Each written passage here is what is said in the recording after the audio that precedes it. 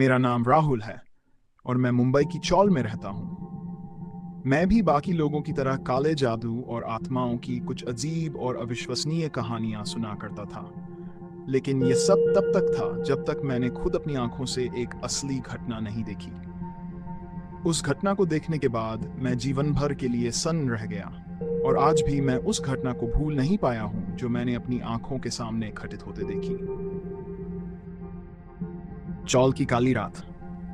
मैं मुंबई की एक चौल में रहता हूँ और यहाँ चौलों में पड़ोसी परिवार की तरह होते हैं। हमारा परिवार बड़ा था और हमारे पड़ोसियों का भी बड़ा दायरा था।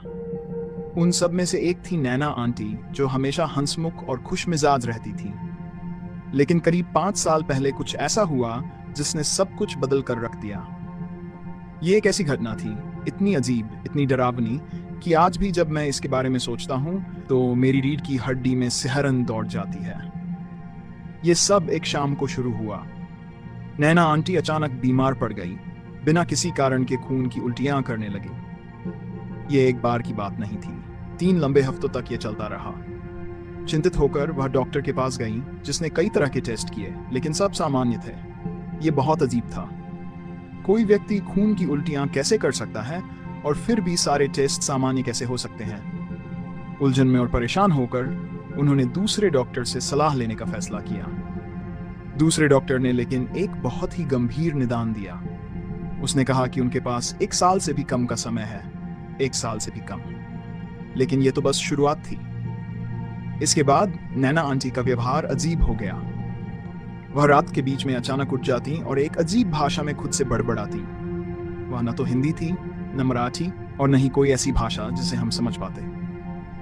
ये कुछ और ही था, कुछ डरावना। उनकी आंखें चौड़ी हो जाती, चेहरा भावहीन, और वह उसी अजीब सी भाषा में कुछ कहती।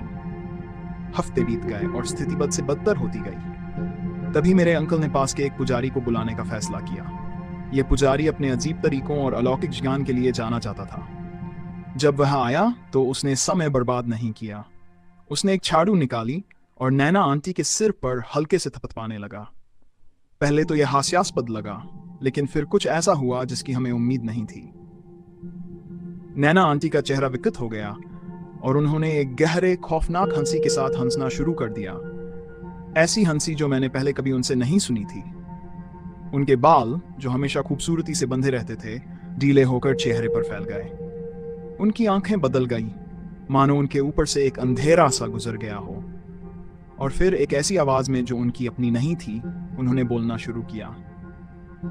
नरेश, वह गुर्राई, उनका सिर अपने पति की ओर मुड़ गया। तुम्हारे रिश्तेदारों ने गांव में काले जादू से नैना पर वार किया है क्योंकि तुम अपने पैतृक संपत्ति का हिस्सा चाहते थे।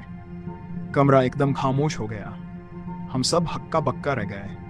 ऐसा लगा जैसे रात के सन्नाटे में अचानक बिजली कड़की हो। वह संपत्ति विवाद के बारे में कैसे जान सकती थी?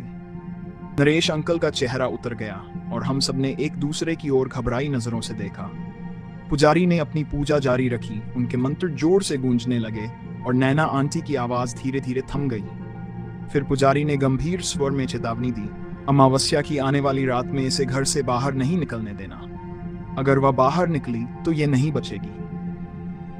हम नहीं जानते थे क्या सोचना चाहिए, लेकिन हम उसकी बातों को नजरअंदाज करने के लिए बहुत डरे हुए थे। अमावस्या की रात से पहले के दिन बहुत तनावपूर्ण थे। हम नैना आंटी पर कड़ी नजर रख रहे थे, सुनिश्चित कर रहे थे कि वह कभी अकेली न हो। फिर वह रात आ गई, अमावस्या की रात। हमने उन्हें बिस्तर से बांधने का फैसला किया, यह सोचकर कि क्या हो सकता है। यह फैसला निराशा से लिया गया था, निर्दयता से नहीं। जैसे ही रात गहरी होती गई, चौल में एक भारी असामान्य खामोशी छा गई।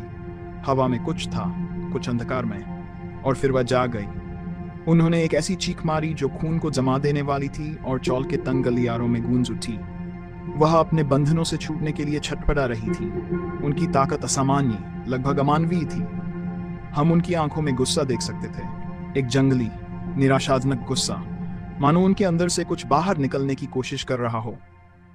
उन्होंने भागने की कोशिश की, लेकिन हम बिस्तर को पूरी ताकत से पकड़े रहे। बिस्तर इतनी जोर से हिल रहा था कि मानो वह टूटकर बिखर जाएगा। मेरा दिल जोर जोर से धड़क रहा था और मेरे हाथ पसीने से भीग गए थे जब मैं बिस्तर के कोने को पकड़कर खड़ा था। संघर्ष कई घंटों तक चला, हालांकि शायद ये कुछ ही मिनटों की बात थी। फिर अचानक ही जैसे शुरू हुआ था सब रुक गया। नैना आंटी बिस्तर पर निढाल होकर गिर पड़ी, उनका शरीर बेजान लग रहा था। एक पल के लिए मुझे लगा कि वह मर चुकी है, लेकिन फिर धीरे धीरे उनकी आंखें झपकने लगीं और वह सामान्य हो गईं। इसी तरह एक झटके में वह बुरे सपने की तरह बीमार से ठीक हो गईं। उस रात के बाद वह पूरी तरह ठीक हो गईं। न कोई खून की उल्टी, न कोई बड़बड़ाना, न कोई छटपटाना। जो कुछ भी उन्हें जकड़े हुए था, जिसने उन्हें अपनी चपेट में ले लिया था, लगता था उसने उनका पीछा छोड़ दिया था। वह जल्द ही कहीं और चली गई, लेकिन वह साल में एक बार मिलने आती हैं। जब भी वह आती हैं, वह फिर से वही पुरानी नैना आंटी बन जाती हैं जिन्हें मैं इस घटना से पहले से जानता था। लेकिन जब भी मैं देखता हूं, मैं उस रात को भूल नहीं पाता। उस रात को जब मैंने अपनी आंखों से काले जादू की शक्ति देखी। आप चाहे जो भी माने, लेकिन मैं वहां था। मैंने इसे होते हुए देखा और मैं इसे कभी नहीं भूल पाऊंगा। ऐसी और भी कहानियां हैं, ऐसी और भी घटनाएं हैं, लेकिन वो कहानियां फिर कभी